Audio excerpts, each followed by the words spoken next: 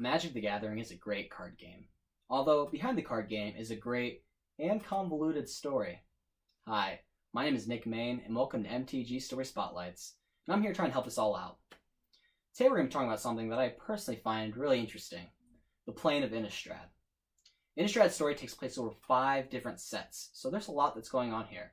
But I'm going to try and condense it a bit. So, in order to talk about Innistrad, we have to talk about the plane's favorite planeswalker, Soren Markov. Years and years ago, long before many planeswalkers were even around, Soren was on Zendikar, doing some stuff with Nahiri, Ugin, and the Eldrazi. It's a really long story, and I'll talk about it in a different video. The point is that when Soren returned to Innistrad, the human population was almost extinct. Soren and his kin, as vampires, need humans around to feed off of.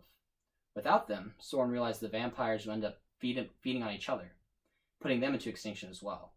This led Soren to the idea of a protector for the humans on Innistrad, not only against the vampires, but the zombies, demons, and spirits haunting Innistrad. Soren would do this himself, but he's usually too busy checking things off his laundry list around the multiverse. So, using the power of Innistrad's Silver Moon and his own magic, Soren created a defender, an archangel that he named Avacyn. This not only started the Church of Avacyn, but this also ostracized Soren from many of the vampires on Innistrad, and they end up labeling him as a traitor to his own race. Soren also creates the Hell Vault, this kind of chamber that he made from the moon. The chamber and Avacyn are both meant to protect Innistrad. Avacyn pokes the bad guys, and the Hell Vault, well, not exactly sure how the rock thing works, but it does do some cool stuff, and I'll talk about it in a second. So, Avacyn is born, and Innistrad and the humans start balancing out. A quick summary of what Avacyn does. Avacyn flies around Innistrad, and when she sees some demon or some other evil guy, she goes and stabs it until it poofs away.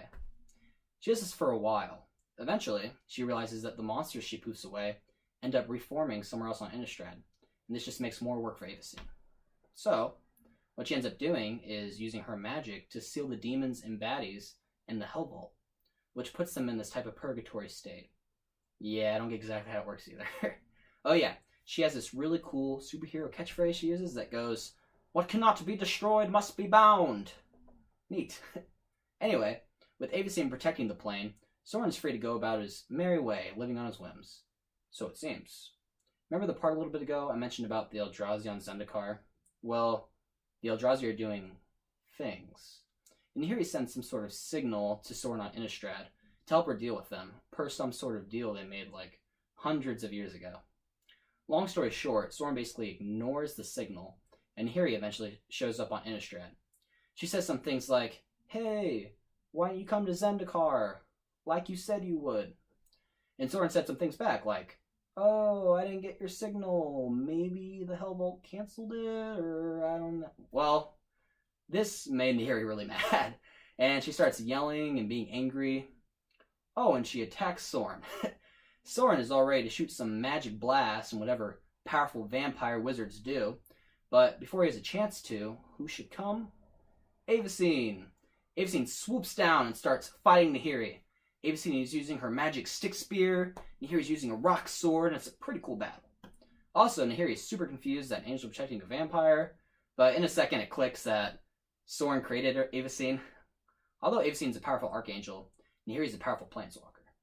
Just as she is about to finish Avacyn, Soren intervenes and uses his magic to cast Nahiri into the Hell Vault. Crisis averted. Actually, this is a pretty cool move by Soren, but it probably won't come back to bite him, right? We'll have to check later about that. So after the scuffle with Nahiri, Soren goes about his business, and Avacyn goes back to binding any dark thing that moves into the Hell Vault. This is going pretty good, until this demon lord guy, Grizzlebrand, gets kind of mad about all of his demon poker buddies being bound for eternity inside a rock. So get this. Grizzlebrand flies on top of the Hell Vault and starts saying things like, "Hey Avacyn, wherever you are, I'm here to fight you." This works, and Avacyn shows up, and they shoot off a few good guy, bad guy lines, and then this epic battle begins. This fight lasts for days, and the only people to see it happen are this guy named Mikaeus, who is the Lunarch, which is like the high priest of the Church of Avacyn, and a few of his buds. Anyway, after this fight's going on and on and on, Avacyn realizes she can't outrightly overpower Grizzlebrand. So what she does is starts preparing her binding spell to cast Griselbrand into the Hell Vault. However, just as she casts it, Griselbrand impales Avacyn with his spear, and this causes the spell to backfire, and they both get cast into the Hell Vault. What happens next? What happens to Innistrad? Does this mean Soren has to come back from vacation? We will find out next time. Who do you think would have won that fight if there was no Hell Vault? Let me know who and why in the comments below. Thanks for watching. If you liked the video, make sure to hit that thumbs up and make sure to subscribe so you don't miss the next episode. This is MTG Story Spotlights, and I'll catch you guys next time. Peace.